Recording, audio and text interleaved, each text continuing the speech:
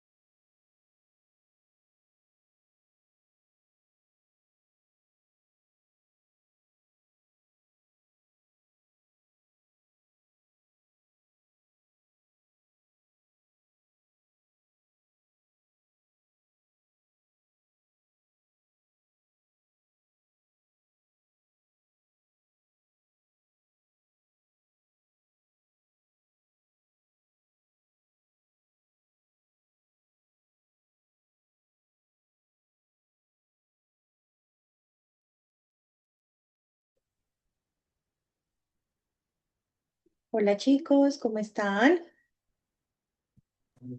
Sí, ¿qué tal? Hola, profe. Denme un segundito que estoy cuadrando algo acá.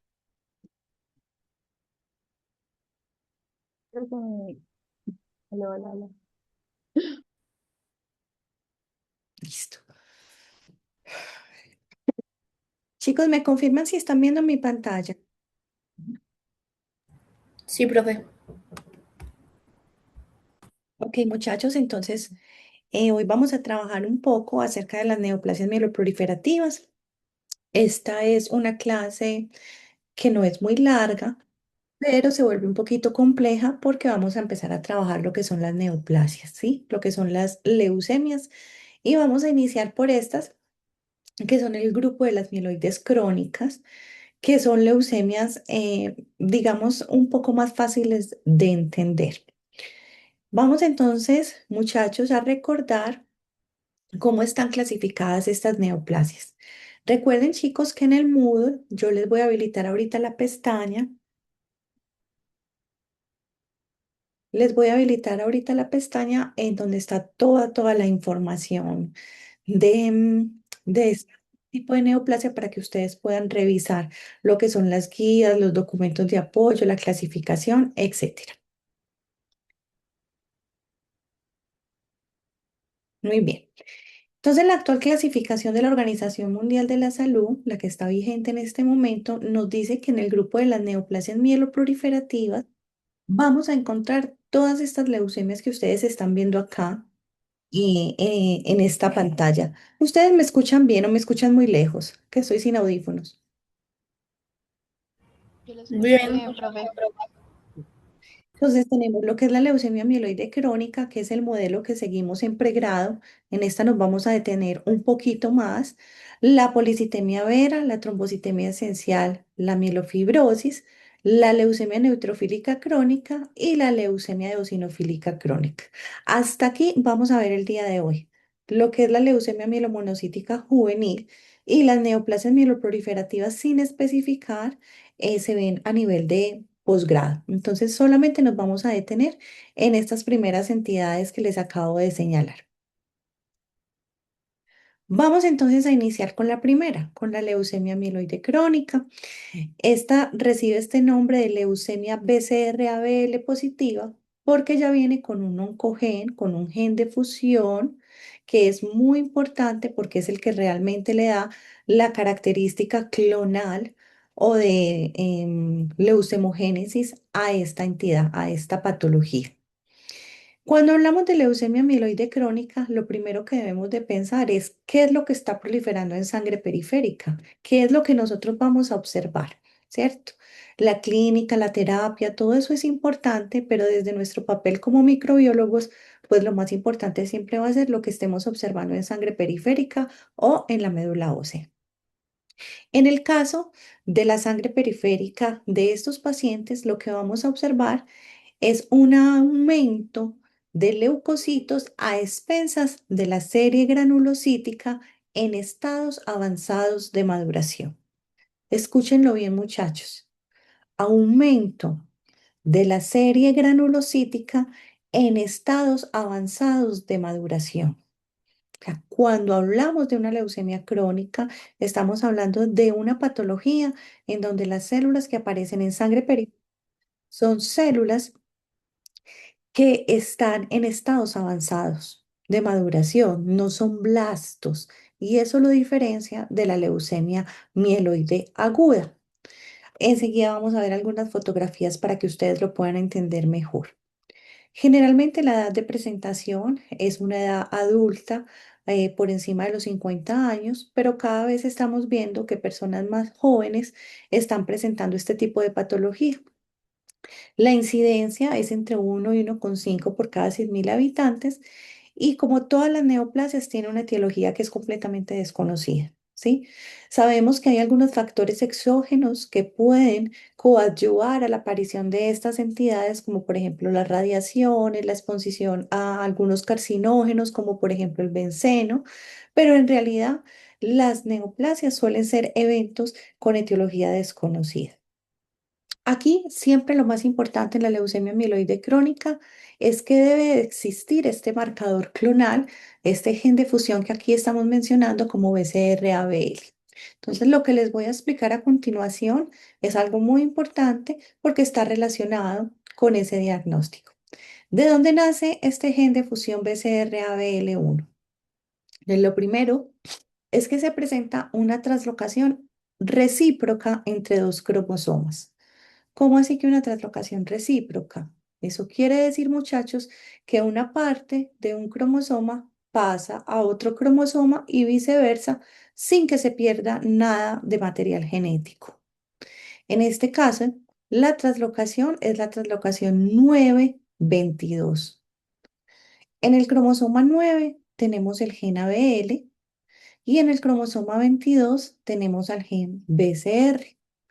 Cuando se genera esa translocación 922, se va a presentar que parte de este cromosoma 22 pasa al cromosoma 9, por eso lo vemos así todo alargado, y se genera en el cromosoma 22 el gen de fusión, que es el BCR-ABL. Este cromosoma 22 suele ser más acortado de lo normal, o sea, suele ser más pequeñito, y es lo que vamos a conocer como cromosoma Filadelfia. La leucemia mieloide crónica no puede darse si no existe esta translocación 922. Es una condición sine qua non para poder hablar de leucemia mieloide crónica. Cuando hablamos de la translocación 922, la vamos a observar ¿en dónde? En los cariotipos. El cariotipo nos permite a nosotros observar cómo se encuentran esos cromosomas de los pacientes y en este caso, por ejemplo, nos muestra un cromosoma 9 que es más largo de lo normal, que acá sí los estoy señalando, y un cromosoma 22 acortado como este que les estoy señalando en este caso. Recuerden que este cromosoma acortado es el que realmente se llama cromosoma Filadelfia. Nuevamente, muchachos, translocación 922. Producto de la translocación 922 se genera el gen de fusión BCR-ABL. Ese gen de fusión queda localizado dentro de ese cromosoma 22 y tiene una función como proteinquinasa constitutiva, es decir, que este gen de fusión siempre me va a estar activando vías de señalización celular de una manera descontrolada.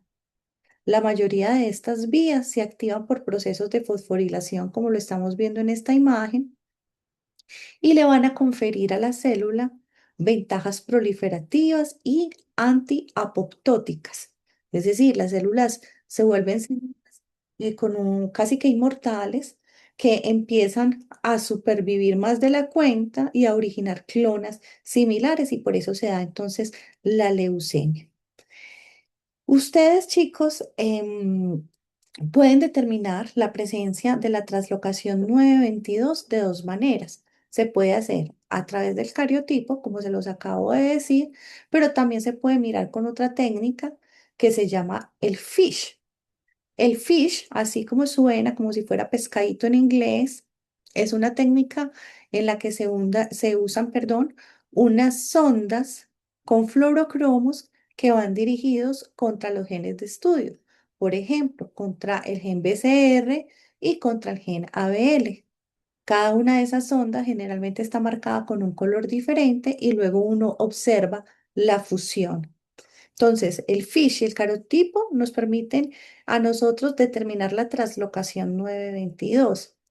Si yo lo que quiero es mirar propiamente el gen de fusión, el BCR-ABL, entonces lo puedo determinar a través de pruebas avanzadas, como por ejemplo una PCR, una RT-PCR si lo que quiero es mirar los niveles del transcripto, o incluso una PCR cuantitativa, que es la que hoy por hoy marca, digamos que eh, es la prueba más importante. ¿Por qué es la más importante, chicos? Porque cuantificar los niveles de BCR desde el principio de la enfermedad me va a permitir hacerle un seguimiento al paciente con respecto a la terapia y poderlo mantener monitoreado.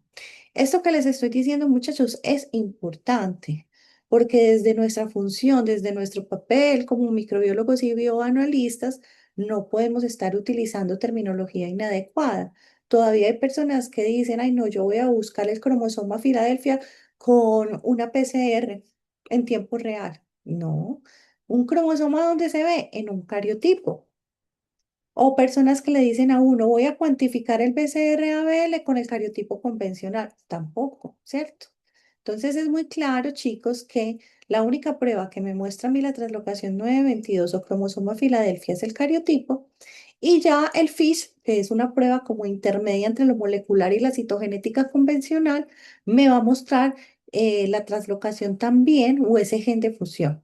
Si yo lo que quiero es cuantificar o quiero mirar de manera cualitativa el gen de fusión, puedo acceder a las pruebas moleculares como la PCR o la PCR cuantitativa, que es la de tiempo real. ¿Es claro, muchachos? Sí, profe.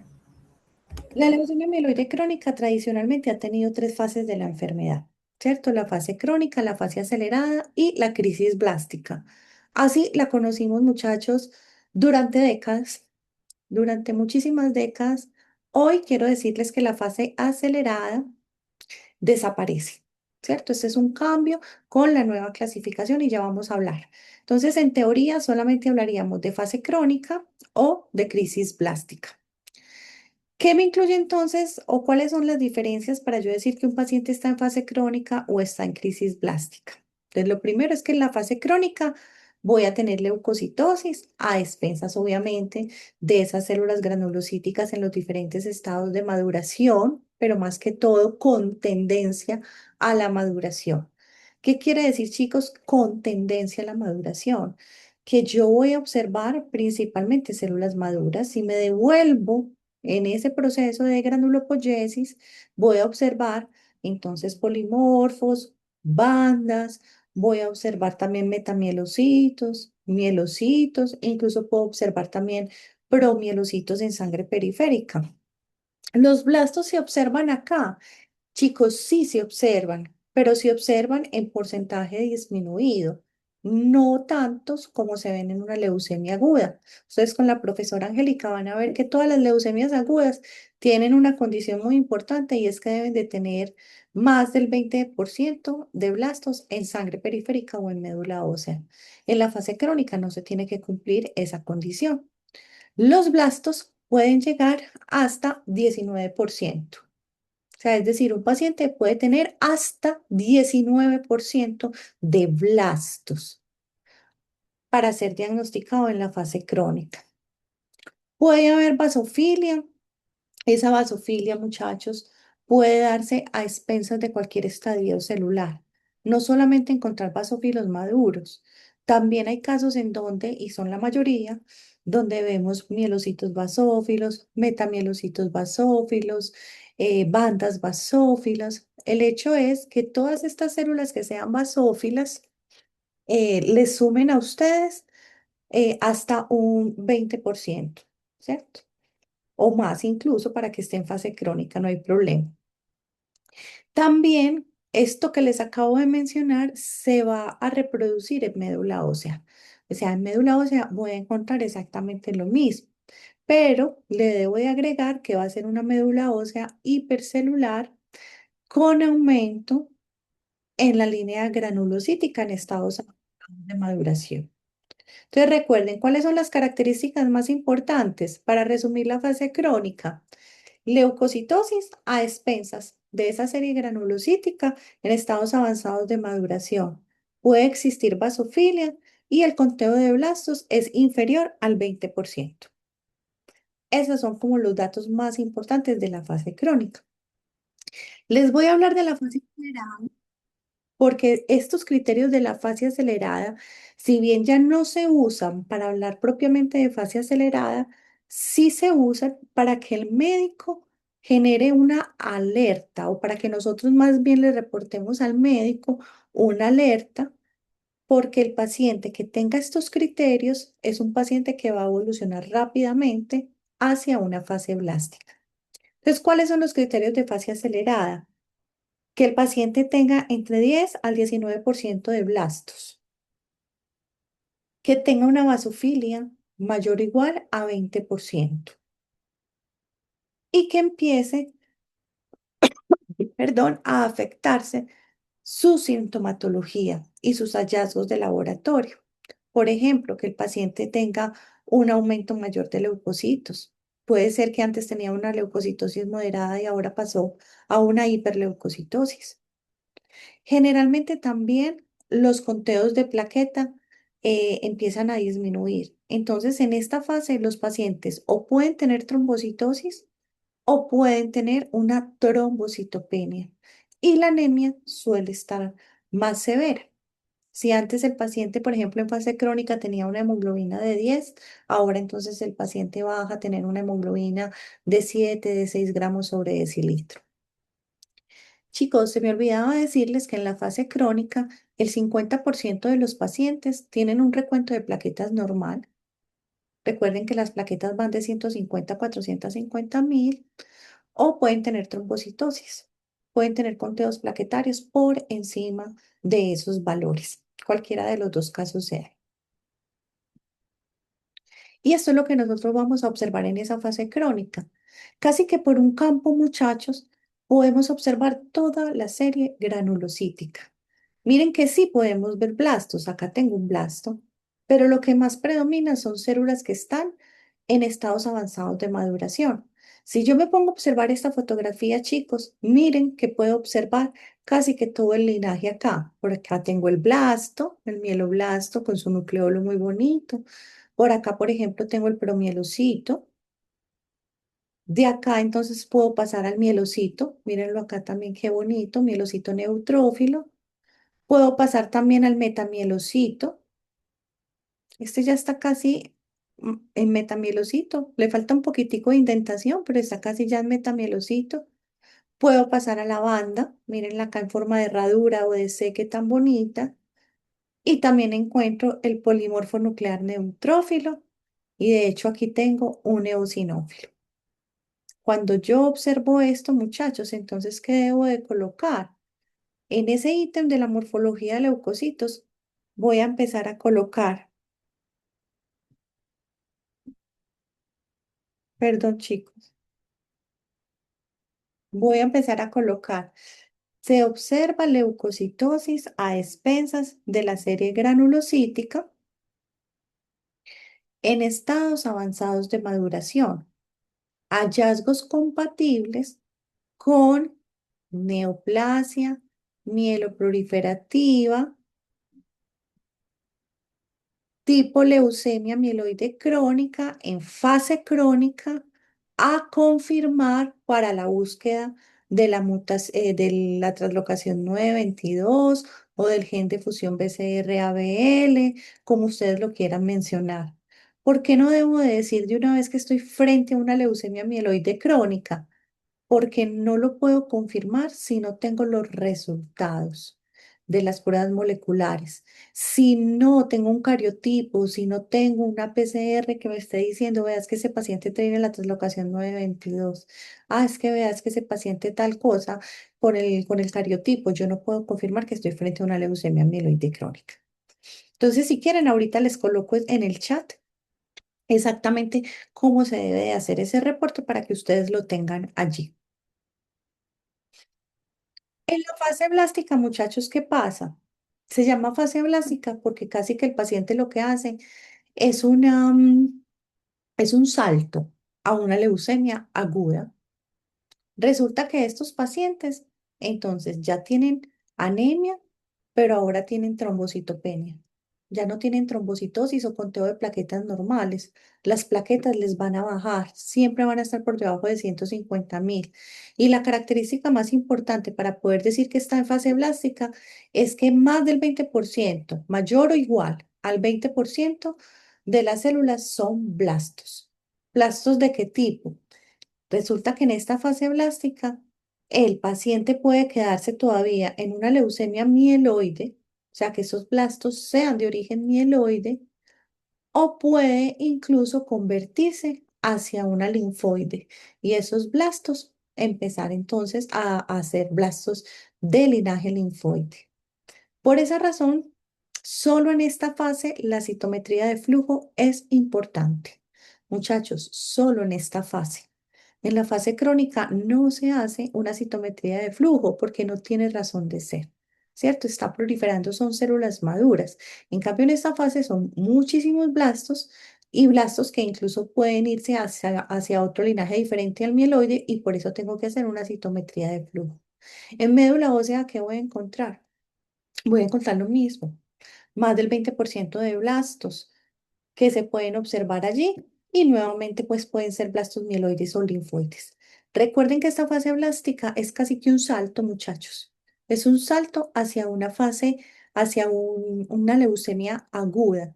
Si mi paciente ingresa de nuevo en esta fase blástica, para nosotros es muy difícil conocer si es una leucemia mieloide crónica, porque también puede ser categorizada como una leucemia mieloide aguda de las que van a ver con la profesora Angélica.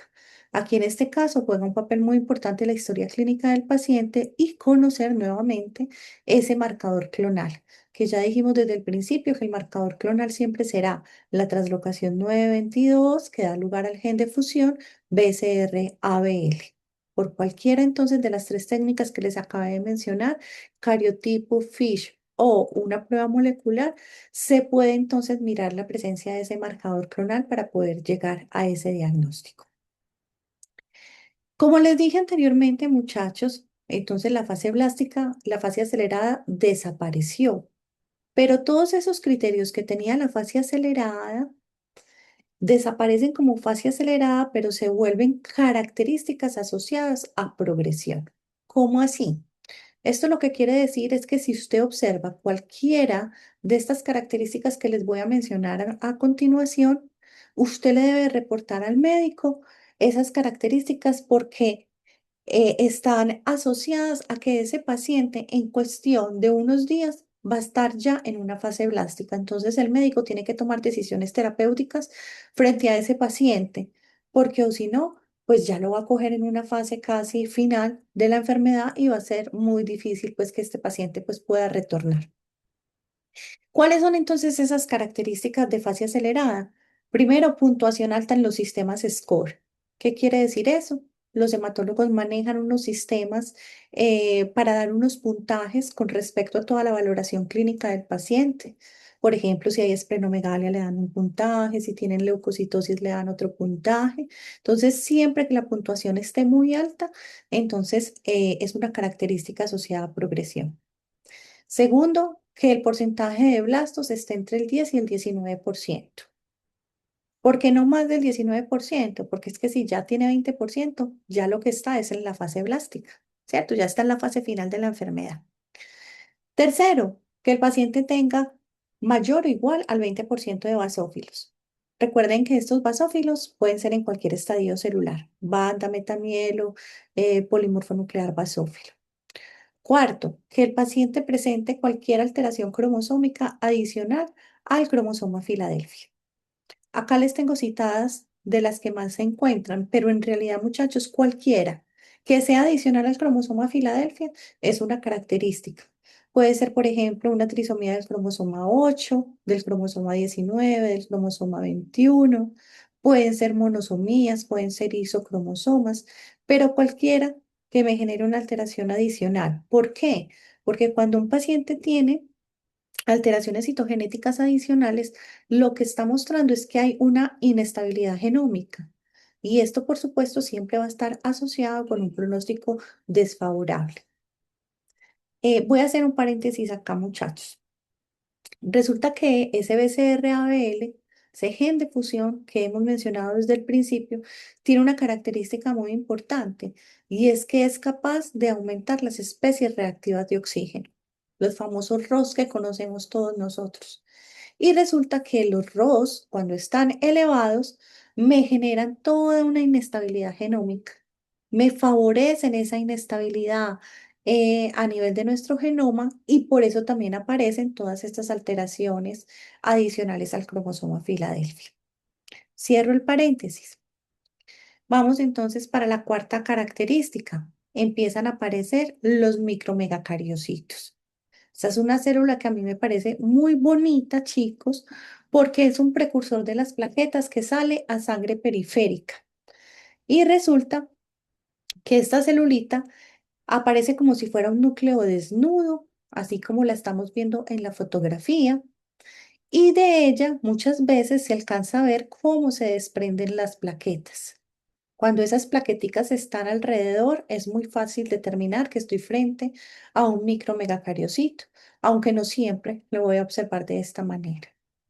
El micromegacariocito tiene una característica y es que la cromatina es muy intermedia. Si ustedes logran apreciar un poco, tiene unas zonas más oscuras que les estoy señalando, que significa que son zonas de condensación. Miren, acá hay condensación, acá hay condensación, acá hay condensación. Todo esto es pura condensación. Pero resulta que por acá empiezo a observar que hay nucleolos. Miren acá, nucleolito, nucleolito. Entonces es una cromatina muy intermedia, pedazos condensados, pedazos descondensados y muy característica de este micromegacariocito. Cuando este tipo de células se empiezan a observar en la sangre periférica de los pacientes, esto también es una característica asociada a progresión. Y lo otro está muy relacionada con la terapia. Hay pacientes que hacen resistencia a la terapia. La terapia de elección para estos pacientes son los inhibidores de tirosinquinasa. ¿Por qué inhibidores de tirosinquinasa? Porque ese gen de fusión, BCR-ABL, como les dije al principio, tiene una capacidad de actuar como tirosinquinasa constitutivo. Entonces, hay varios inhibidores de tirosinquinasa en el medio. Los más conocidos son imatinib. Se los voy a apuntar acá. Espérenme, chicos, y verás. Hay tres inhibidores que son muy conocidos, que son el imatinib, que es el más usado, muchachos. Yo no sé si ustedes recuerdan que hace mucho tiempo el gobierno lanzó una serie de noticias porque el Imatinib solamente lo estaba sacando una sola casa comercial y luego pues se generó una polémica diciendo que no, esto no puede ser exclusivo de una casa comercial, esto tiene que ser reproducido en general para toda la población porque habían personas que se estaban muriendo porque no tenían acceso al medicamento. Entonces, Imatinib, Nilotinib, Nilotinib y Dasatinib. Esos son los más usados y los que más encontramos pues en Colombia, por ejemplo. Ahora hay otros inhibidores también que se están usando, sobre todo asociados a los pacientes que empiezan a tener resistencia. Entonces, como les decía, hay algunos pacientes que con el pasar de los años, como estas son leucemias crónicas, pueden durar muchísimo tiempo, muchísimos años, empiezan a generar esa resistencia al medicamento. Esa resistencia puede estar ocasionada porque empiezan a generar mutaciones en el dominio quinasa. ¿Cómo así que en el dominio quinasa? Sí, en el dominio quinasa de ese gen de fusión BCR-ABL empiezan a aparecer mutaciones que hacen que estos medicamentos que les escribí pues ya no funcionen. ¿Ok? Resulta entonces que cualquiera de estas características que acabamos de mencionar son asociadas a progresión y hay que reportárselas al médico. Entonces la pregunta es, ¿cómo le voy a reportar al médico estos hallazgos? Entonces lo primero, chicos, es que ustedes hacen el recuento diferencial normalmente, reportan todas las células que van viendo. O sea, si ve un metamielocito, un mielocito, un basófilo, todo eso va incluido dentro del recuento diferencial. Y recuerden que aquí van a encontrar muchas células. Esto generalmente está asociado con leucocitosis. Entonces, la idea es que usted no solamente cuente 100 células, sino que en los recuentos diferenciales cuente 200 o incluso hasta 300 células para que pueda ser más reproducible. En este caso, muchachos, espérenme acá un momentico que les voy a mandar acá por el chat para que lo abran. Les voy a decir cómo debemos de hacer entonces ese reporte. Entonces, un ejemplo, después de que hago ese recuento diferencial en el ítem de la morfología de leucocitos o donde en el laboratorio tengan detallado la impresión diagnóstica, ustedes van a colocar los hallazgos. Entonces, lo primero que decimos es que hay leucocitosis. Se aplica porque puede ser que el paciente tenga una hiperleucocitosis, una leucopenia, a expensas de la serie granulocítica, les estoy escribiendo en el chat, por eso estoy diciéndoselos lento. a expensas de la serie granulocítica en estados avanzados de maduración. Seguidamente, entonces voy a empezar a colocar hallazgos compatibles con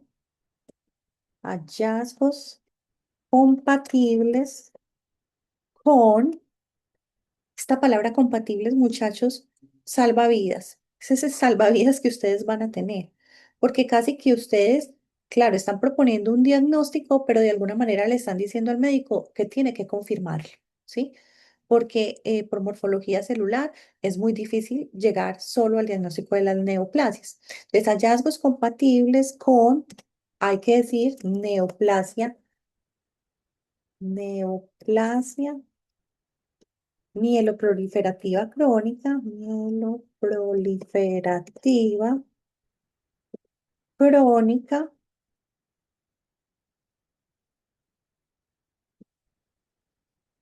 tipo leucemia mieloide crónica en fase. Entonces, ahí en la fase usted tiene que colocar qué fase es, si es crónica o blástica, y luego tiene que decir confirmar la presencia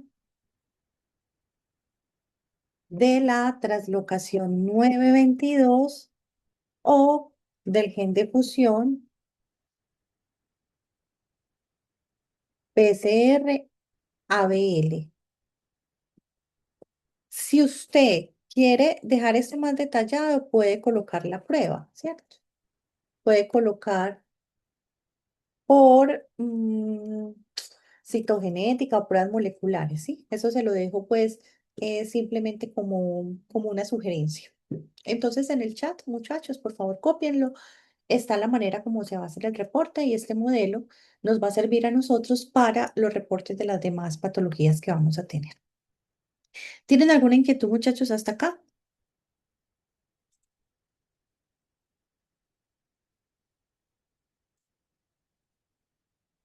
Chicos, No, profe. bueno, entonces voy a cerrar el chat y continuamos entonces. Ay, ahora qué. Es que arrastre para mover. ¿Qué pasó?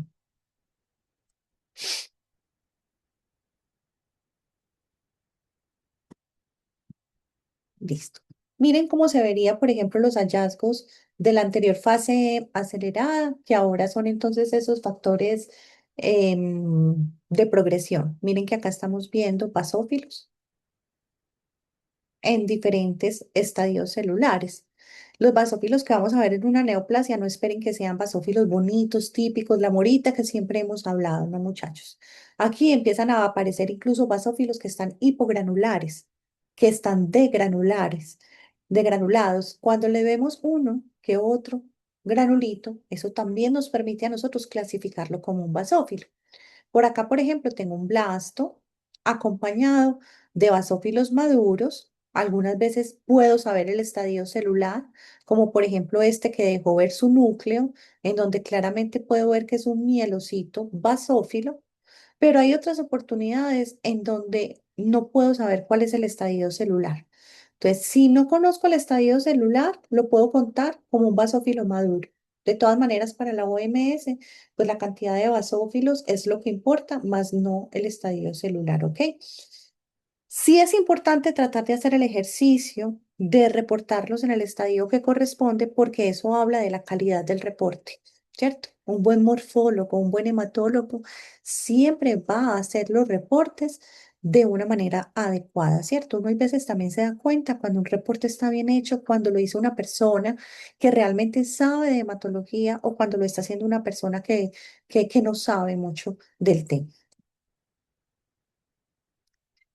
Los pacientes pueden ser monitoreados a lo largo del tiempo y se les puede mirar la respuesta al tratamiento, ¿cierto? Esa respuesta al tratamiento se hace entonces precisamente para poder evaluar si van a entrar en una resistencia o si el paciente, por ejemplo, en el término de leucemias no hablamos de curación, hablamos de remisión. El término remisión dice que quiere decir que en el paciente no estamos observando hallazgos neoplásicos, pero que es un paciente que tiene que ser vigilado.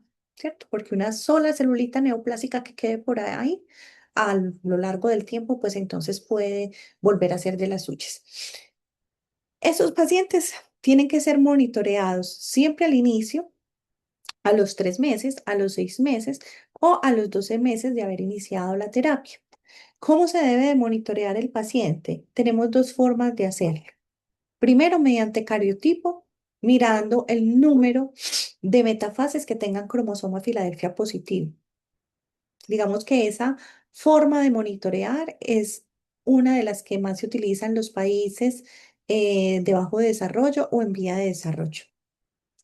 Y la otra forma, que es la que está en la mayoría de los protocolos, es mediante la cuantificación del BCR-ABL, o sea, del gen de fusión, mediante la PCR cuantitativa. Esta es la forma ideal y nosotros en Medellín, afortunadamente, tenemos diferentes instituciones y laboratorios que hacen la cuantificación del BCR-ABL por la PCR cuantitativa. Ustedes, si quieren, le pueden tomar una fotico a esta tabla que nos muestra entonces cómo son las respuestas. Hablamos de tres tipos. Hablamos de respuesta óptima, cuando el paciente, por ejemplo, a los 3 meses, el BCR-ABL es menor al 10% y el número de metafases cromosoma Filadelfia positivo es inferior al 35. Cuando a los 6 meses el BCR-ABL es menor al 1% y cuando ya por cariotipo no se observan metafases positivas para el cromosoma Filadelfia. Y a los 12 meses, cuando el BCR-ABL es menor o igual al 0,1%. Esto es lo que se conoce con el nombre de respuesta molecular mayor. Cuando hablamos de peligro, el peligro es como un momento de crisis de la enfermedad, de alerta. Todavía el paciente no está en resistencia, pero hay que monitorearlo muy de cerquita. Y en este caso, entonces, a los 3 meses se habla de peligro cuando el BCR-ABL es superior al 10%. Las metafases positivas están entre el 36 y 95%. A los 6 meses, cuando el BCR-ABL está entre el 1 y el 10%, y las metafases positivas son del 1 al 35%, y a los 12 meses cuando el BCR-ABL está entre el 0,1 y el 1%. Propiamente ya hablamos de falla terapéutica cuando el paciente a los 3 meses no logra ni una respuesta hematológica ni citogenética completa. Los cromosomas Filadelfia o metafases Filadelfia positivas son mayores al 95%. A los 6 meses, cuando el BCR-ABL es mayor al 10%, las metafases positivas son mayores al 35%, y a los 12 meses, cuando BCR-ABL es mayor al 1% y cromosoma Filadelfia es mayor al 1%. En este momento, ¿qué se puede hacer con el paciente? Muchas cosas, chicos. Obviamente, esto es una alarma grandísima para los pacientes y para su familia, pero es un paciente que primero que todo deberían de empezársele a buscar candidato para hacer un trasplante de células madre hematopoyéticas. Segundo, empezarle a evaluar si tiene mutaciones de resistencia para ver cómo le pueden cambiar los tratamientos, ¿cierto?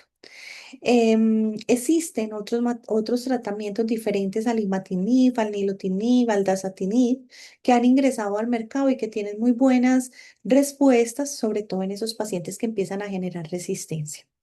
De todas maneras, por eso es importante el monitoreo, porque es que no hay que dejar llegar al paciente hasta este punto en la medida de lo posible. Hay que actuar al menos cuando esté acá para poder tratar de revertir lo más que se pueda ese proceso de leucemogénesis. Chicos, preguntas hasta ahí con esta neoplasia. No, profe. Muy bien. Entonces ahora vamos a hablar de lo que es la leucemia neutrofílica crónica. Esta es otra que hace parte del grupo de las neoplasias mieloproliferativas. Esta leucemia neutrofílica crónica también es de estados muy avanzados en la vida. Generalmente está por encima de los 60 años. La epidemiología en las neoplasias y en el cáncer en general cada vez está cambiando más, muchachos. Entonces a mí no me gusta mucho hablar de cifras porque por allá aparece un paciente en la vida laboral de ustedes que tiene 20 años y ustedes dicen, pero ¿por qué si a mí me dijeron toda la vida que esto era de viejitos? Muchachos. Vuelvo y les digo, las condiciones ambientales, las condiciones dietarias, de alimentación, todo esto empieza a influir mucho y las epidemiologías empiezan a cambiar. Estos pacientes son Filadelfia negativo y eso es lo primero que debemos de tener en cuenta. Para partir del diagnóstico, el paciente tiene que ser negativo para la translocación 922 o cromosoma Filadelfia o para el gen de fusión BCR-ABL, ¿cierto? ¿Por qué negativo, muchachos? Porque o si no, sería diagnosticado como una leucemia mieloide crónica. En el caso anterior, si yo ya conozco los resultados del cariotipo, de la PCR, no tengo que decir hallazgos compatibles con, ¿cierto? Simplemente digo leucemia mieloide crónica porque ya tengo la certeza. Y estos pacientes hacen otras alteraciones citogenéticas adicionales, trisomías del 8, del 9, de lecciones del brazo largo del 20 o del 11. Estas alteraciones que les acabo de nombrar no son exclusivas de la leucemia neutrofílica crónica, son también alteraciones acompañantes que denotan inestabilidad genómica en el paciente, pero que no son las causantes propiamente de la enfermedad, ¿cierto? ¿Cuáles son entonces los criterios diagnósticos? Entonces acá, muchachos, con la profe Angélica, ustedes van a elaborar un cuadrito de cada una de las neoplasias en donde les van pidiendo cuáles son los criterios diagnósticos para cada una de ellas. Esos criterios diagnósticos no nos los hemos inventado, no están en Wikipedia, no aparecen en Google Scholar, son criterios que nos da la Organización Mundial de la Salud. ¿Cierto? Y tenemos una clasificación actual del año 2022 que es aplicada en este momento. Entonces, primero, esto me trae un primer criterio que dice que en sangre periférica el conteo de leucocitos debe de ser mayor o igual al 25.000. Eso es lo primero. Y de esos leucocitos, la suma de neutrófilos maduros más bandas me debe de dar mayor o igual al 80%. Mientras que la suma entre lo que para la OMS son precursores neutrofílicos, que incluye promielocitos, mielocitos y metamielocitos, debe de ser inferiores al 10%. Los blastos raramente observados y el conteo de monocitos inferior a 1.000. Y esto, muchachos, tiene una razón de ser, y es que ustedes van a ver más de 10 leucemias. Hay más de 30 muchachos. Ustedes ven las más relevantes epidemiológicamente hablando. Pero todos estos conteos y estos criterios tienen una razón de ser porque es que si no se nos empieza a confundir con la leucemia mielomonocítica o si no se nos confunde con la leucemia mieloide aguda, que se lo tienen que aprender, sí, muchachos, claro, ¿cierto? Esto hace parte de la hematología diagnóstica y lo tenemos que ir interiorizando. Por eso, pues mi recomendación nuevamente, chicos, es no se dejen alcanzar de tema. Empiecen entonces a revisar los criterios cada vez que finalice una clase para que no se les vaya de pronto acumulando mucho estudio. El segundo criterio que nos trae la OMS es que la médula ósea debe de ser hipercelular. ¿A expensas de quién? De esos neutrófilos. ¿Se pueden observar mieloblastos en médula ósea? Sí, inferiores al 5%. El criterio número 3 y 4 yo los he llamado criterios de descarte porque prácticamente es descartar otras alteraciones y otras neoplasias hematológicas. Entonces, miren que el criterio 3 me dice que el paciente no tenga criterios para la leucemia mieloide crónica BCR-ABL positivo, que el paciente no tenga criterio de las otras neoplasias mieloproliferativas, por ejemplo, la policitemia vera, la trombocitemia esencial o la mielofibrosis primaria. El cuarto criterio también es de descarte. Me dice que el paciente no tenga ninguno de estos rearreglos. Estos dos son rearreglos que me involucran al receptor de crecimiento derivado de las plaquetas. Repito, receptor de crecimiento derivado de las plaquetas. Hay receptor de crecimiento alfa, hay receptor de crecimiento beta. Que no haya tampoco rearreglo del receptor de crecimiento de los fibroblastos y que no exista tampoco este otro rearreglo entre las proteínas PSM1 y YAG. ¿Por qué? Luego lo van a ver ustedes que estos rearreglos son característicos de otras patologías. Y 5, que es uno de los más importantes y que fue interiorizado desde la clasificación del 2016, es la presencia de esta mutación en el receptor 3 del factor estimulante de colonias. Es una mutación puntual en la cual se cambia una treonina por una isoleucina en la posición 618. Tener esta mutación es una condición muy importante y es diagnóstica de leucemia neutrofílica crónica. Nuevamente, muchachos, si no conozco los criterios, si no tengo el resultado de que sea una Filadelfia negativa, si no tengo el resultado molecular para esta mutación, yo no puedo confirmar que es una leucemia neutrofílica crónica. Entonces, ¿qué le voy a decir a ese paciente? Hallazgos compatibles con neoplasia mieloproliferativa tipo leucemia neutrofílica crónica, descartar gen de fusión BCR-ABL o translocación 922, porque recuerden que les dije que eso es lo primero que hay que descartar, y confirmar la presencia de la mutación T618I en el receptor 3, factor estimulante de colonias. Tal cual como se los dije para leucemia mieloide crónica, lo hacen para la leucemia neutrofílica crónica. Por eso les decía que el modelito que les escribí ahora les va a servir para todas las patologías. ¿Tienen alguna inquietud, muchachos, con estos criterios? Bueno,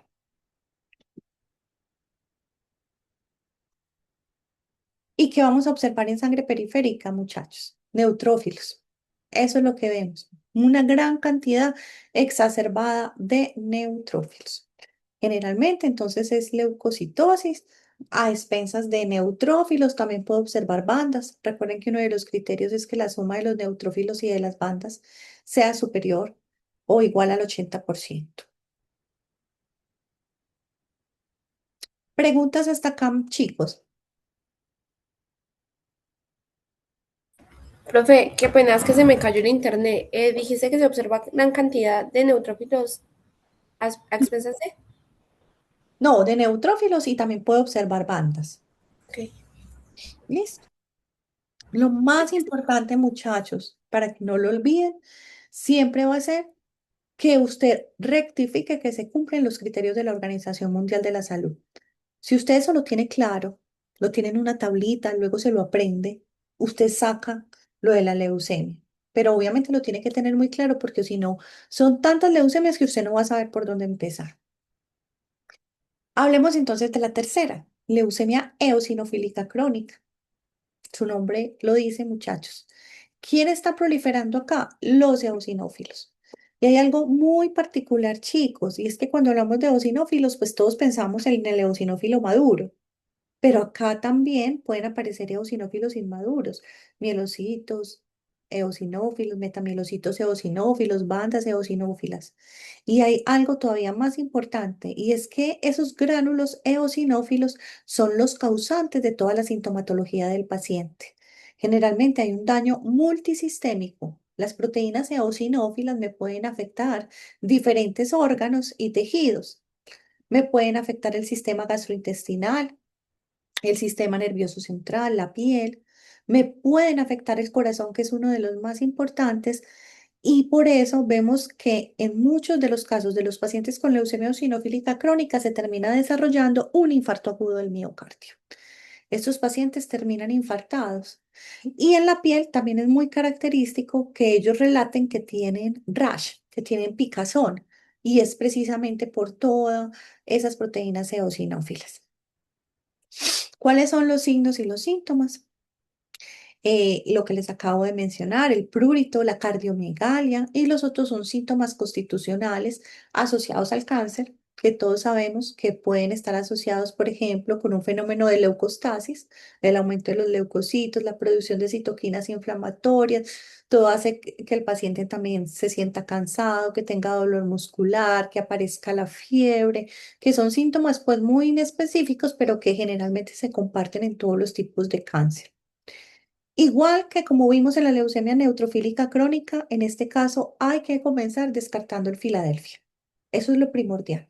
A este paciente se le manda de una cariotipo o FISH, lo que sea, pero se le tiene que descartar la translocación 922 o el gen de fusión BCR-ABL. Obviamente, muchachos, esto para no hacer un mal diagnóstico, porque es que en la leucemia amiloide crónica también pueden salir eosinófilos a circulación. Entonces es como parte de un diagnóstico diferencial. Estos pacientes no tienen un marcador clonal específico, es decir, no tienen la translocación 922 o no tienen, por ejemplo, la mutación que tenía la leucemia neutrofílica crónica. Entonces se juega más desde el descarte para poder hacer ese diagnóstico. Lo que sí tienen importante es que la clonalidad de esas células leucémicas se puede demostrar con una coloración que son las esterasas específicas. Generalmente, cuando yo aplico esta coloración de esterasas específicas, que químicamente hablando es la que les estoy colocando con este nombre tan raro en la diapositiva, todos los eosinófilos marcan positivos para la coloración. Eso quiere decir que todos son clones, que todos provienen de la misma célula dañada y que todos, pues, entonces tienen la alteración leucemogénica. ¿Cuáles son entonces los criterios que nos trae OMS?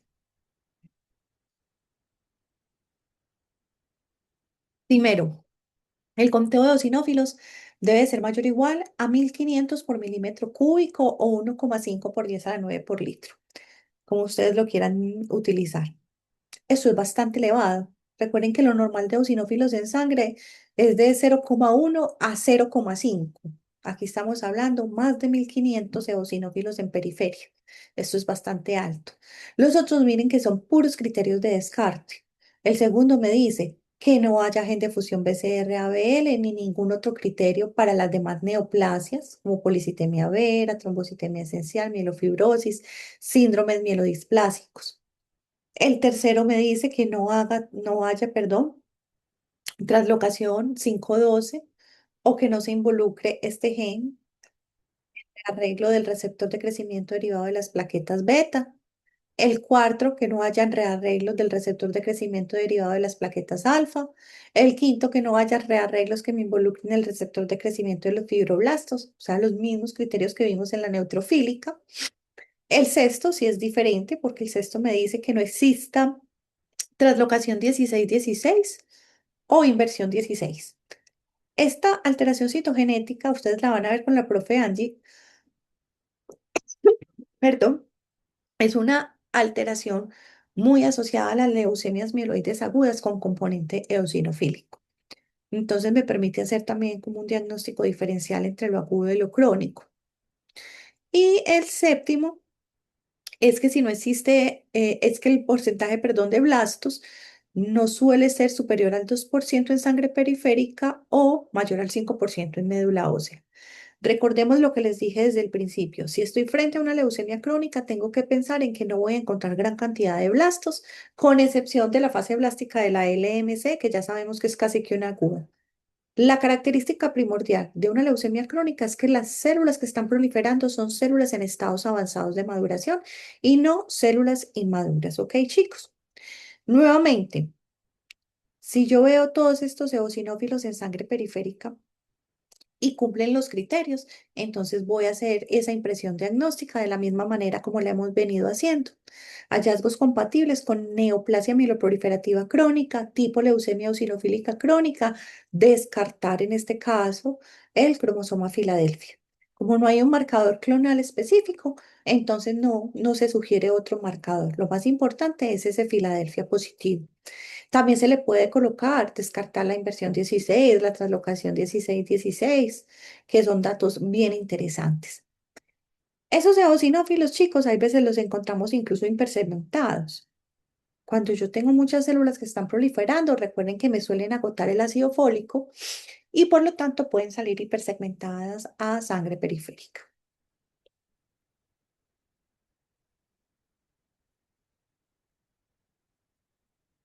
Preguntas con la leucemia eosinofílica crónica, chicos.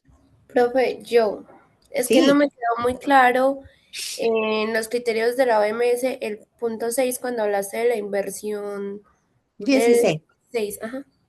Entonces son como dos situaciones citogenéticas acá. Nos dicen que descartemos la inversión 16 o la translocación 16-16.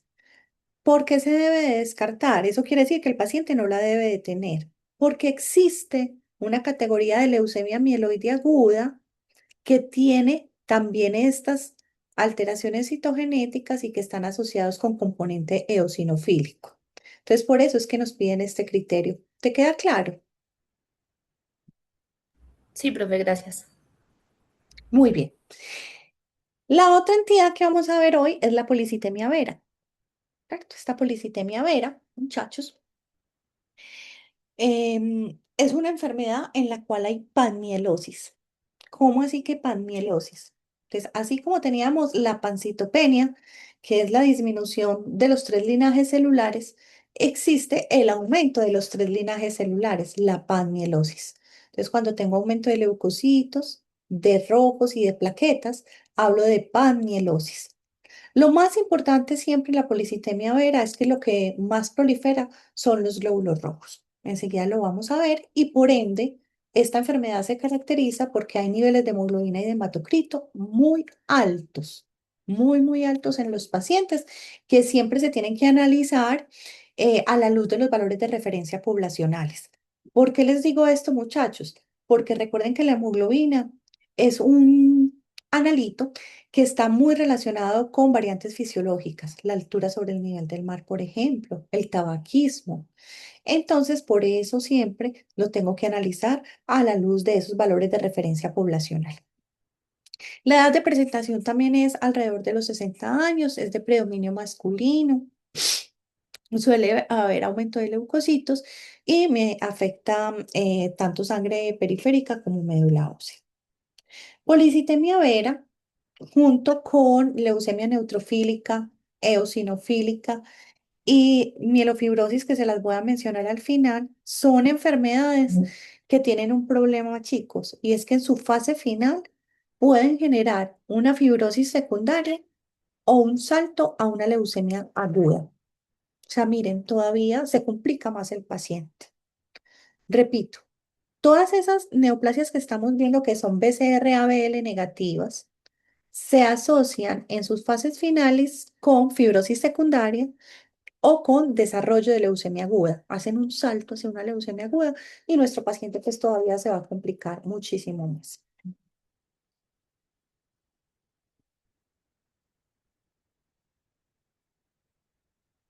Vamos a mirar entonces cuáles son los síntomas. Ay, chicos, regálenme un momentico, sí, que es que pedí un domicilio y como que me está llegando. Un momentico.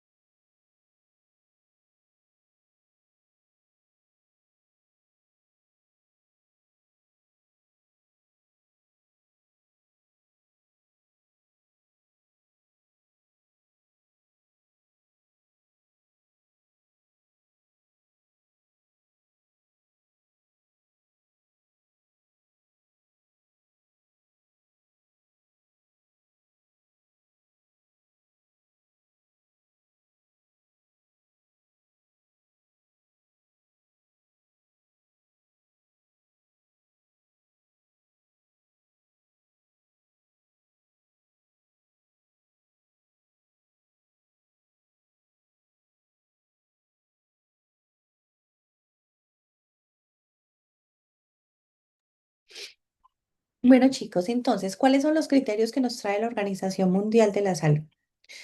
Primero hablemos de la sintomatología. Resulta que estos pacientes, como les dije, tienen una exacerbación en la cantidad de glóbulos rojos que empiezan a sintetizar, por decirlo de alguna manera. Los niveles de hemoglobina son muy altos, los niveles de hematocrito también. Entonces, estos pacientes, la mayor parte de su sintomatología está asociado a eso, a ese aumento sanguíneo que tienen. Entonces, lo primero que aparece es la llamada plétora. ¿Qué es la plétora? Es una acumulación de sangre en diferentes partes del cuerpo. puede ser, por ejemplo, en las manos. Entonces se observa como si fuera un edema, pero ese edema no es de cualquier líquido, sino que es por la gran cantidad de glóbulos rojos que tiene el paciente. Cuando los pacientes están complicados, o sea, hipertensión portal, ¿cierto? También puede generarse prurito acuagénico, que es una de las sintomatologías más detalladas por los pacientes. ¿Qué quiere decir el prurito acuagénico? Pacientes que relatan que después de que están en contacto con el agua, empiezan a tener una sensación desesperada como de rasquiña. No solamente les da cuando están en contacto con el agua, sino también cuando están en zonas húmedas, en contacto con determinados tipos de tela, como por ejemplo la seda, entre otros. Aparece también la inyección conjuntival, que es una extravasación de sangre en los ojos. Y estas son como las características más relevantes de la sintomatología. Hay un dato muy importante y esto no se les puede olvidar, chicos, por favor, y es que el 100% de los pacientes, el 100, escúchenme bien, tienen mutaciones en el gen JAK2, que enseguida se las voy a explicar de manera detallada. ¿Qué pasa, muchachos? 95% de los pacientes hacen esta mutación puntual. Se llama B617F. ¿Qué quiere decir B617F? Que se cambia una valina por una fenilalanina en la posición 617. ¿Qué pasa con el otro 5% de los pacientes? Hacen otro tipo de mutaciones, ahí hay varias, hay más de 20 reconocidas en el exón 12 del gen JAK2. Pero miren ustedes, chicos, que todos tienen mutaciones en el gen JAK. Entonces, esta mutación se vuelve diagnóstica en estos pacientes, pero también hay que tener cuidado porque la mutación JAK2 no es exclusiva de policitemia vera. Se puede encontrar en las otras dos enfermedades que vamos a ver a continuación.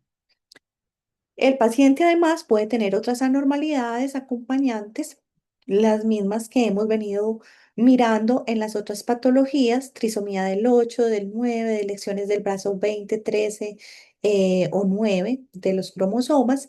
Y esto, muchachos, recuerden que no son causantes de la enfermedad, simplemente nos están denotando que hay una inestabilidad cromosómica y genómica en estos pacientes.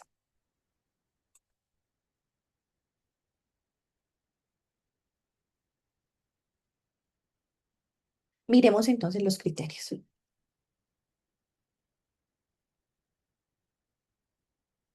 Criterios mayores, muchachos. Entonces resulta que dentro de los criterios de la OMS nos trae tres criterios mayores y nos trae un criterio menor. ¿Qué nos dice la Organización Mundial de la Salud? Que el paciente debe de tener todos los criterios mayores o dos criterios mayores más un criterio menor. Entonces, en este caso, los mayores son, primero, que la concentración de hemoglobina en hombres sea mayor a 16,5 y en mujeres mayor a 16, o el hematocrito en hombres sea mayor a 49 y en mujeres 48. Esto siempre analizado bajo los valores de referencia poblacional, ¿cierto? Y recuerden que no es el único criterio. Esto se los digo porque muchas veces entonces ustedes empiezan, ay, profe, pero ¿cómo así si yo tengo la hemoglobina en 17? Entonces yo tengo policitemia.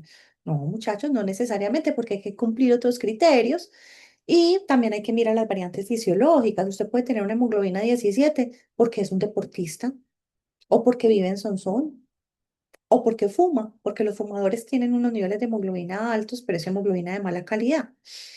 Segundo, la biopsia de médula ósea debe demostrarnos hipercelularidad con panmielosis, es decir, con el aumento trilinaje que hemos venido mencionando. Tercero, presencia de mutación, ya sea la B617F o cualquiera de las que involucran el exón 12 en el gen JAK2. Este criterio es fundamental, muchachos. Es un criterio muy, muy importante. No lo ponen obligatorio, por lo que les decía ahora, todavía hay países en donde la búsqueda de las mutaciones no se hace por temas económicos de difícil acceso.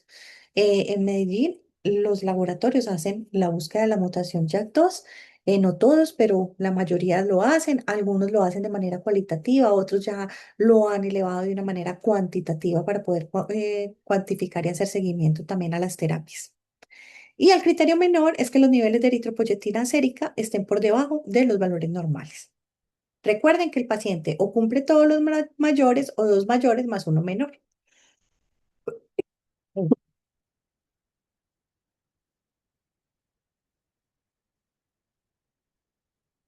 Muy bien. Espérenme, chicos, que miremos entonces lo que hace la mutación. Acá, muchachos, tenemos esa proteína YAC2. La proteína YAC2 se une a receptores hematopoyéticos como el receptor de la eritropoyetina, el receptor de la trombopoyetina y también se puede unir al receptor de los granulocitos. ¿Qué pasa con estos receptores? Ustedes saben que los receptores funcionan cuando llega su ligando específico. Entonces, si estoy hablando del receptor de la eritropoyetina, su ligando específico, ¿cuál es? La eritropoyetina. Entonces, se une ese ligando, el receptor inmediatamente se dimeriza y la vía de JAK-STAT se fosforila. ¿Pero por qué se fosforila? Porque llegó ese ligando específico. Cuando existe cualquier mutación en el gen JAK2, esto no ocurre porque llegó el ligando, sino que de manera constitutiva siempre JAK va a estar fosforilado y por lo tanto STAT también lo va a estar. O sea que la vía JAK-STAT siempre va a estar activada de una manera constitutiva gracias a esa mutación. Esto hace que también corriente abajo se empiecen, muchachos, a activar otras vías de señalización que están relacionadas con el control del ciclo celular. Entonces, de una manera descontrolada, se empiezan a transcribir genes que le van a conferir unas ventajas proliferativas a todas esas células. Y recuerden que esto se está presentando no solamente en el receptor de eritropoyetina, sino de trombopoyetina y también de granulocitos. Por eso estoy observando panmielosis en estos pacientes. La policitemia tiene dos fases de la enfermedad. Una fase propiamente policitémica, como les decía, que es la que cursa con la panmielosis. Generalmente en esta fase yo veo que la médula ósea es hiperplásica, hay hipercelularidad y casi no hay fibrosis. Pero la otra cara de la moneda o la otra parte de la enfermedad es la fase postpolicitémica en donde el paciente entra es a un estado citopénico. ¿Cómo así? Empieza a presentarse disminución en esos conteos celulares debido a que aparece fibrosis medular. La fibrosis secundaria que se da en la médula ósea en estos pacientes hace también que se dé una hematopoiesis inefectiva y por lo tanto los conteos empiecen a bajar. Es muy importante, muchachos, en los extendidos de estos pacientes que generan fibrosis, no solamente en el caso de la policitemia, sino de la trombocitemia y de la mielofibrosis primaria, observar la presencia de los dacriocitos. Los dacriocitos son glóbulos rojos que me denotan que está ocurriendo una fibrosis medular en estos contextos. ¿Por qué, muchachos? Porque cuando se genera ese aumento en las fibras de reticulina dentro de la médula ósea, y el eritrocito quiere atravesar el sinusoide medular, lo que sucede es que se deforma gracias a la fibrina presente y por eso aparecen en forma piriforme, o sea, en forma de gota, en forma de dacriocitos. Generalmente estos pacientes pues tienen que recibir como parte de su tratamiento flebotomías, hay que estarles retirando la cantidad de sangre exagerada que tienen. Estos glóbulos rojos no son de buena calidad, entonces realmente le hacen más daño al paciente que bien. Están entorpeciendo toda la circulación, están favoreciendo eventos trombóticos también. Estos pacientes pueden tener terapia diana, ya existen medicamentos que van dirigidos solamente contra la vía JAK-STAT, o sea que no me van a matar todas las células, sino que van dirigidas solamente contra las células que tienen las mutaciones. Y también está el interferón como parte de la quimioterapia estándar que pueden usar estos pacientes. En el caso entonces de los hallazgos, nuevamente también entonces se puede colocar neoplasia mieloproliferativa compatible con policitemia, confirmar la mutación de JAK2. Policitemia, muchachos, en sangre periférica, lo que generalmente me muestra es una gran cantidad de eritrocitos que a veces se ve incluso todos ahí aglutinados, feos, y se puede observar aumento de algunas células granulocíticas, pero no me va a tener esos hallazgos tan importantes, tan relevantes y visibles como los vimos, por ejemplo, en la leucemia mieloide crónica o en la leucemia neutrofílica crónica. Preguntan muchachos con policitemia.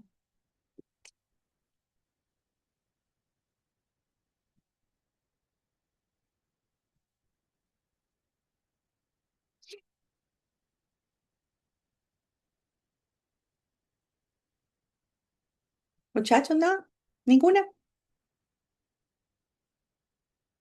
Bueno, No, profe. ok, hablemos entonces de la trombocitemia esencial. Trombocitemia, ¿cierto? Eso suena a que hay aumento de plaquetas. Entonces son pacientes que se caracterizan por eso. Desde la médula ósea va a haber hiperplasia megacariocítica. Voy a observar aumento en los megacariocitos. Y en sangre periférica voy a ver un aumento persistente de las plaquetas, o sea que hay una trombocitosis. Generalmente también es de edad avanzada, con predominio en las mujeres. La policitemia tiene un predominio más masculino, la trombocitemia tiene un predominio más femenino. ¿Qué pasa en trombocitemia? Aparecen otras dos mutaciones. Además de JAK, porque está presente también acá, entre el 40 y el 50% de los casos, aparecen estas dos mutaciones en el gen CalR, también llamado gen de la calreticulina, y el gen MPL, que codifica para el receptor de la trombopoyetina. Estas tres mutaciones, muchachos, JAK, CalR y MPL, son conocidas con el nombre de mutaciones conductoras o drivers. Son muy famosas en el estudio de las neoplasias mieloproliferativas y son mutuamente excluyentes. ¿Qué quiere decir eso? Que si mi paciente tiene mutación en JAK, no desarrolla en CalR y no desarrolla en MPL, o al menos no es lo usual. Por ahí hay ciertos reportes, ¿cierto? Porque como toda regla tiene su excepción, pero no es lo usual. ¿Qué desarrollan desde la sintomatología de los pacientes? Lo más común, muchachos, hay un síndrome vascular. Hay un síndrome que está caracterizado por esta triada, que es de un color rojo en la piel con una sensación de calor, dolor o ardor. Esto se puede presentar en cualquier parte del cuerpo y se da debido a la inflamación mediada por las plaquetas y por la trombosis que se ocasiona. Generalmente, lo más afectado son las manos y las piernas. Por gravedad, suele presentarse más en las piernas. Entonces, es como muy similar a un evento trombótico, como cuando una persona empieza a desarrollar una trombosis venosa profunda. De esa manera también, entonces, se puede observar. Hay que tener mucho cuidado porque estos pacientes, si no se tratan a tiempo, pues pueden desarrollar incluso una gangrena, pueden perder eh, su mano, su pie. Además, que el aumento plaquetario también sea correlacionado con infartos cerebrales y con infartos pues, cardíacos. Criterios, muchachos. Nuevamente aparecen criterios mayores y menores. Los criterios mayores son cuatro. Entonces, la OMS nos dice que para el diagnóstico el paciente debe de cumplir los cuatro criterios mayores o cumplir tres criterios mayores más el criterio menor. ¿Cuáles son entonces los criterios? Primero, conteo plaquetario mayor o igual a 450.000.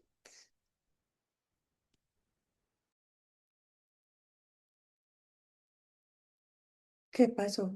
Muchachos, esperen. ¿Me están escuchando? Sí, profe. No sé qué moví, pero me salió un mensaje aquí todo raro. Bueno, segundo, muchachos, que la médula ósea tenga un aumento en el linaje megacariocito. Generalmente esos megacariocitos se presentan con núcleos hiperlobulados y en el principio de la enfermedad no hay aumento de fibras de reticulina, o sea, no hay una fibrosis. Tercero, los criterios de descarte, que no se cumplan criterios para leucemia amiloide crónica, que no esté el gen de fusión, que no hayan criterios para policitemia vera, ni mielofibrosis primaria, ni ninguna otra neoplasia mieloide. Cuatro, la presencia de cualquiera de las mutaciones conductoras o drivers, que recuerden que son las mutaciones en JAK2, en calreticulina o en MPL. Y finalmente, el criterio menor, que es que exista un marcador clonal que viene siendo la misma mutación o la exclusión de una trombocitosis reactiva. ¿Cómo así que trombocitosis reactiva?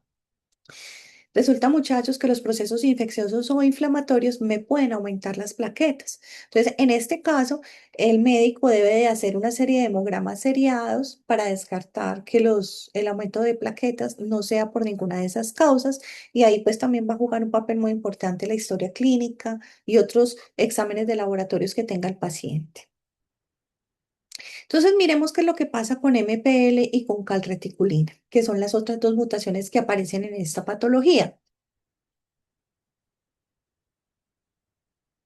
¿Qué tenemos entonces acá, muchachos? Tenemos que el gen MPL me codifica para el receptor de la trombopoyetina, que es este que estamos viendo en color morado. Este receptor tiene que esperar su ligando específico, que en este caso, ¿cuál va a ser? La trombopoyetina. Una vez ese ligando llega al receptor, como les decía, se dimeriza y tras la dimerización se activa la vía ya que está por fosforilación.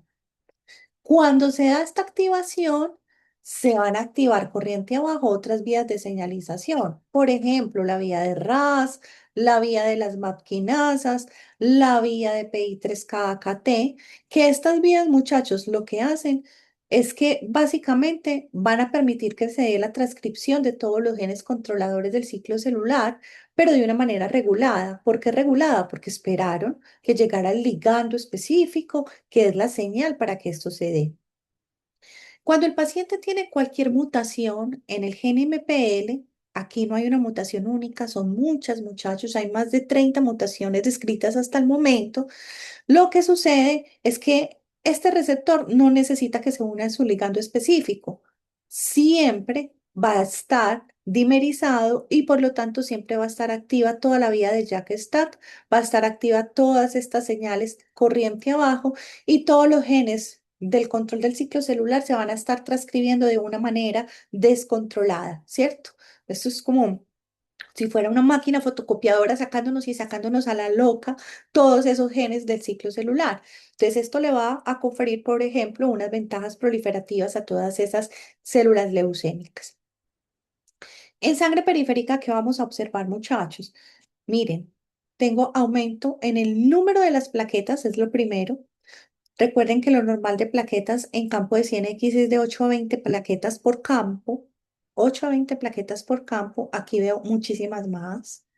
Voy a observar que hay presencia también de blastos, pero en cantidad muy baja. Generalmente no suelen llegar al 2%. Aquí estuve de buenas que en esta fotografía que tomamos nos quedó este blastico porque no es lo usual. Pero lo más llamativo es la displasia plaquetaria. Las plaquetas pueden estar en todos los tamaños. Hay macroplaquetas como estas que les estoy señalando. Aparecen los megatrombocitos, que son plaquetas que tienen un tamaño igual o superior a un glóbulo rojo. Aparecen también plaquetas completamente agranulares, como esta que les estoy mostrando acá. Pueden aparecer también plaquetas hipogranulares, como esta otra. Hay veces se ven plaquetas, perdón, en forma de cigarro, plaquetas activadas con pseudópodos. Entonces, observamos una gran cantidad de displasia plaquetaria. La otra mutación que aparece en esta patología es la mutación que me afecta al gen calreticulina. CalR es el gen propiamente que codifica para esta proteína de calreticulina. Esta es una proteína multifuncional. O sea, tiene muchas funciones dentro del cuerpo. Acá se las estoy citando, pero hay dos que son muy importantes. Primero, la participación como actividad chaperona. Es una proteína que ayuda al plegamiento de otras proteínas, en este caso, por ejemplo, de la molécula mayor de histocompatibilidad tipo 1. Dos, participa en la homeostasia del calcio, o sea, me mantiene regulado todo el calcio. Y la tercera más importante es que participa también en los fenómenos de apoptosis y de proliferación y diferenciación celular. ¿Qué pasa entonces en los pacientes que tienen mutaciones en calreticulina? Todas estas mutantes, chicos, miren, normalmente la calreticulina, como ustedes lo están viendo acá, tiene este dominio que se llama CADEL. Este dominio está dado por unos aminoácidos que tienen una carga negativa.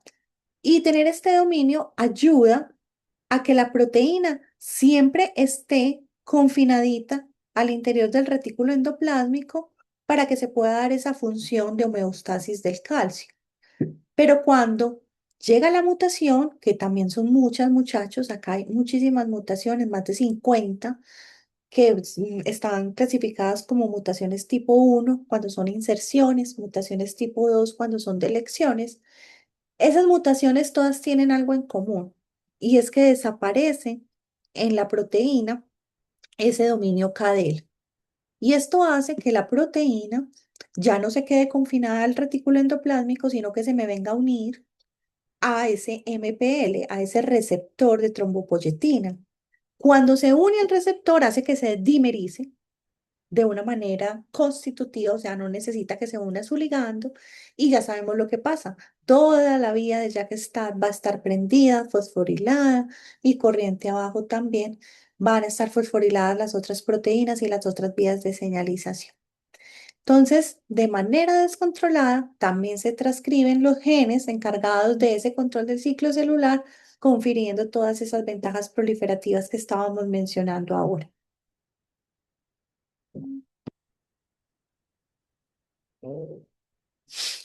¿Cómo hago entonces la impresión diagnóstica, muchachos?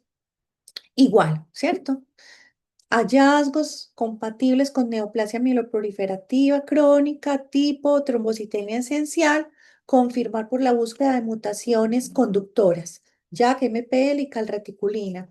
¿Puedo decir de una vez descartar BCR-ABL o descartar cromosoma Filadelfia? Sí, muchachos. De hecho, nuevamente les reitero que en todas estas patologías lo primero que se hace es descartar que el paciente no tenga la translocación 922. Inquietudes con trombocitemia esencial.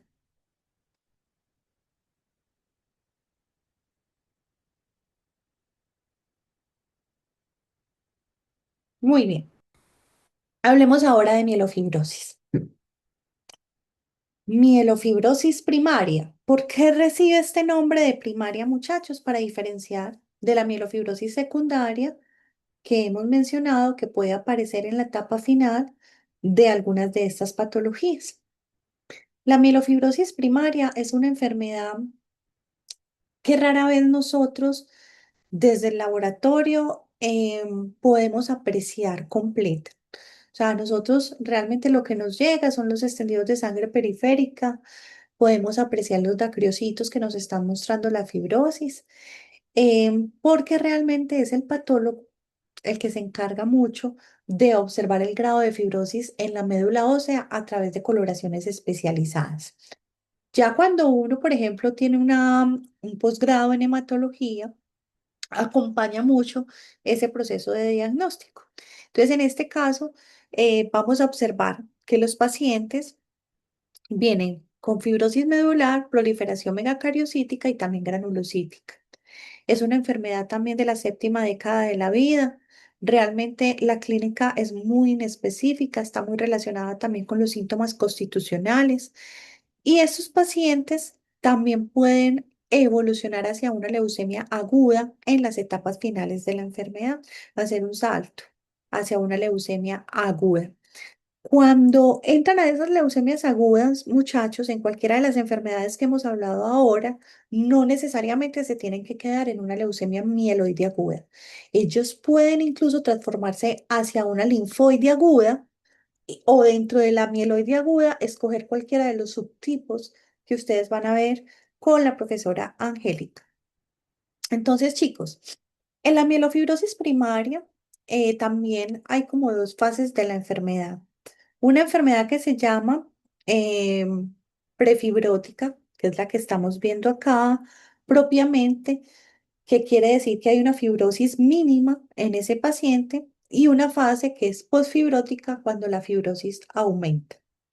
¿Quién determina, muchachos, el grado de fibrosis? Ya se los dije, el hematopatólogo hace unas coloraciones especializadas que permite colorear las fibras de reticulina y las fibras de colágeno y eso nos muestra entonces si la fibrosis va en aumento, pero eso, como les digo, no lo hacemos nosotros. Entonces, la OMS nos trae tres criterios mayores y nos trae varios criterios menores. De estos criterios menores nos hace la claridad de que se debe de observar al menos uno de ellos en dos determinaciones consecutivas. Entonces, el paciente debe de cumplir todos los criterios mayores más un criterio menor confirmado en dos determinaciones consecutivas. ¿Cuáles son esos criterios mayores? Primero, proliferación megacariocítica en médula ósea. En el caso de la prefibrosis, la fibrosis no debe de ser mayor a grado 1. El criterio número 2 es de descarte, que no exista BCR-ABL ni ningún criterio para las demás neoplasias mieloides. El criterio número 3 es la presencia de cualquiera de las mutaciones driver. Ya las vimos, JAK2, CalR o MPL. Y los criterios menores son anemia no atribuible a otra condición comórbida o otra patología, leucocitosis mayor o igual a 11.000, esplenomegalia palpable y aumento en la lactodeshidrogenasa. En el caso de fibrosis postfibrótica, los criterios son iguales, lo único que cambia es que en el primer criterio mayor, el grado de fibrosis debe de ser 2 o 3. Y como criterio menor se adiciona la leucoeritroblastosis, que es una reacción leucoeritroblástica, muchachos. Cuando en sangre periférica yo observo en un mismo campo eritroblastos circulantes ortocromáticos, policromatófilos, más células granulocíticas intermedias, como por ejemplo un mielocito o un metamielocito. Eso es una reacción leucoeritroblástica. Y así, muchachos, entonces se ven las coloraciones que hacen los hematopatólogos para mirar el grado de fibrosis. Bueno, esto es lo mismo, yo lo voy a pasar porque es lo mismo que les acabo de decir, la etapa prefibrótica con una mínima fibrosis y la etapa fibrótica cuando ya aumenta el grado de fibrosis. ¿En qué sí les quiero hacer claridad? Que si la fibrosis aumenta en sangre periférica voy a empezar a observar una gran cantidad de acriocitos y eso es muy relevante en estas patologías y por lo tanto entonces tengo que hacer el reporte a conciencia de la presencia de esos dactocitos porque me están denotando que esa médula ósea está sufriendo, esa médula ósea está en este momento fibrótica y los eritrocitos y demás células no tienen cómo salir adecuadamente. Aquí entonces tenemos un algoritmo para el análisis de estas mutaciones. Lo más importante, chicos, es que tengamos en cuenta que las tres mutaciones son, las conductoras son mutuamente excluyentes y que en todos los casos descartar BCR-ABL se vuelve una condición sine qua non. Entonces, cuando yo tengo cualquiera de las tres patologías que acabamos de ver, policitemia vera, trombocitemia esencial o mielofibrosis primaria, debo de comenzar descartando ese BCR-ABL y luego buscando la mutación más frecuente. ¿Cuál es la más frecuente? La JAK2 B617F, que se comparte en todos los casos. La mayoría de los pacientes que tienen una policitemia vera de una me van a dar positivos para esta mutación porque recuerden que es la más frecuente, está en el 95% de los casos. Sin embargo, si ellos me dan negativos, yo tengo que seguir buscando otras mutaciones en el exón 12.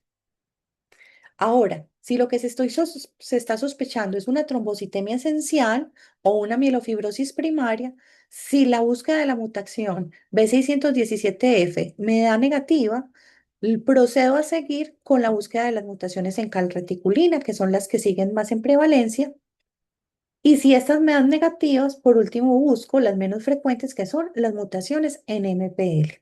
Recuerden, chicos, que son mutuamente excluyentes, no se tienen que buscar las tres.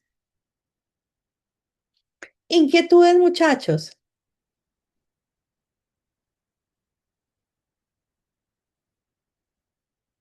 ¿Ninguna?